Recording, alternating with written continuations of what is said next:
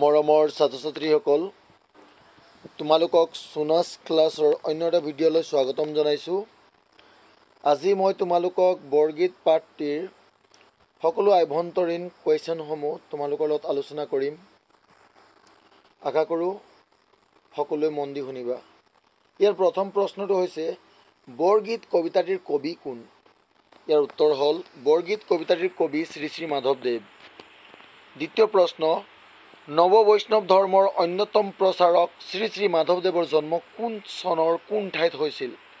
ইয়াৰ উত্তৰ হৈছে নৱ বৈষ্ণৱ ধৰ্মৰ অন্যতম প্ৰচাৰক শ্ৰী শ্ৰী মাধৱদেৱৰ জন্ম 1489 চনত লখিমপুৰ জিলাৰ নাৰায়ণপুৰৰ লেটেকুপুখুৰীত হৈছিল। তৃতীয় প্ৰশ্ন, শ্ৰী শ্ৰী মাধৱদেৱৰ পিতৃ মাতৃৰ নাম কি আছিল? ইয়াৰ উত্তৰ হৈছে শ্ৰী শ্ৰী মাধৱদেৱৰ পিতৃৰ নাম আছিল গোবিন্দগিৰি ভূঞা আৰু মাতৃৰ নাম আছিল মনোৰমা। 4 নম্বৰ প্ৰশ্ন, শ্ৰী শ্ৰী মাধৱদেৱে ক'ত ক'ত ধৰ্ম প্ৰচাৰ কৰিছিল? ইয়াৰ উত্তৰ হৈছে শ্ৰী শ্ৰী মাধৱদেৱে বাৰাদি, গণককুছি, সুন্দৰীদিয়া আৰু ভেলাদাঙ্গা আদি ঠাইত ধৰ্ম প্ৰচাৰ কৰিছিল। নেক্সট প্ৰশ্ন, শ্ৰী শ্ৰী মাধৱদেৱৰ সাহিত্য জীৱনৰ কীৰ্তিস্তম্ভ কি? ইয়াৰ উত্তৰ হৈছে শ্ৰী শ্ৰী মাধৱদেৱৰ সাহিত্য জীৱনৰ কীৰ্তিস্তম্ভ হ'ল নামঘোষা। নেক্সট প্ৰশ্ন, শ্ৰী শ্ৰী মাধৱদেৱে বিৰচিত নামঘোষাখনক কি নামেৰে জনা যায়? ইয়াৰ উত্তৰ হৈছে শ্ৰী শ্ৰী মাধৱদেৱৰ দ্বাৰা বিৰচিত নামঘোষাখনক হেজাৰী ঘোষা নামেৰে জনা যায়। নেক্সট প্ৰশ্ন, মাধৱদেৱৰ ৰচনাসমূহক কি কি ভাগত ভগাব পাৰি?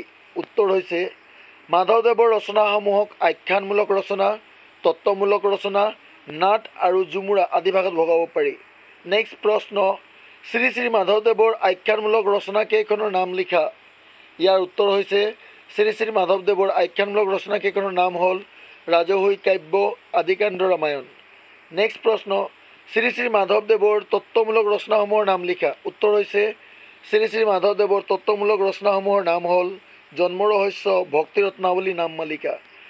নেক্সট প্ৰশ্ন হৈছে মাধৱদেৱে ৰচনা কৰা ঝুমুৰাসমূহৰ নাম লিখা।